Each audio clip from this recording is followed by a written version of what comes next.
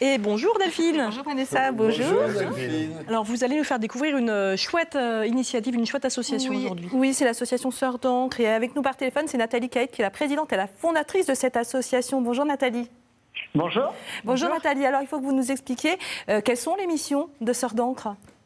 Alors l'association Sœurs d'encre, on est spécialisé dans le tatouage sur cicatrice et notamment sur une action très importante qui se trouve au mois d'octobre qui s'appelle Rose Tattoo, où on tatoue des femmes post-cancer du sein pour qu'elles réinventent leur féminité et surtout pour cacher ces cicatrices et qu'elles puissent tourner un peu la page de la maladie aussi. J'imagine qu'on ne doit pas avoir la même approche avec une femme qui a eu un cancer du sein, c'est pas évident, la même approche qu'avec quelqu'un qui se fait tatouer comme ça.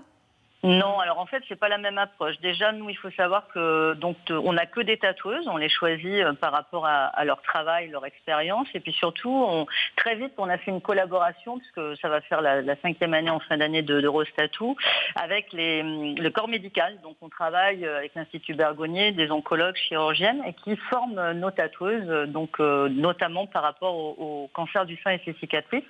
Parce que comme vous l'avez justement dit, c'est pas qu'une cicatrice non plus, il y a aussi beaucoup derrière de rayons et la peau a été maltraitée, donc il faut faire vraiment très attention.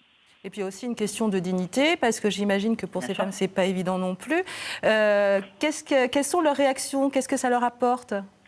En fait, la réaction, c'est toujours très intéressant parce que ce sont des femmes qui ne se seraient jamais fait tatouer si elles n'avaient pas eu ce cancer du sein. Et donc, c'est pas la même chose qu'effectivement ceux qui sont habitués à se faire tatouer. Donc, elles découvrent en fait le bienfait du tatouage, je dirais, et je pèse mes mots quand je le dis, puisque on change effectivement physiquement, mais psychologiquement aussi, et ça permet d'aller mieux. Donc, évidemment, quand on est mieux dans son corps, on est mieux dans sa tête, mais surtout, ça permet aussi de retrouver une intimité. Physique évidemment avec son conjoint ou son mari, et ça permet de retrouver aussi des sensations et de redécouvrir son corps, parce que souvent avec la maladie elle l'oublie et ce sont des parties qu'on ne veut plus trop voir et on n'a plus forcément de sensations, mais là ça permet de retrouver des sensations, ce que nous disent les femmes. Alors il y a l'opération la semaine Rose Tattoo et il y a aussi l'opération et après. Ah, vous avez vu. Donc là, c'est une primeur, alors, puisqu'on on va le lancer en septembre. Alors très vite, en fait, depuis maintenant plus de 4 ans, en écoutant le parcours de ces femmes-là par rapport à la maladie, mais surtout le parcours après la maladie, c'est pour ça que le projet s'appelait Après, on s'est rendu compte qu'en fait, elles étaient très, très, très entourées pendant la maladie, mais qu'après, avant la reprise du travail, c'était un peu le saut dans le vide et elles étaient un peu perdues.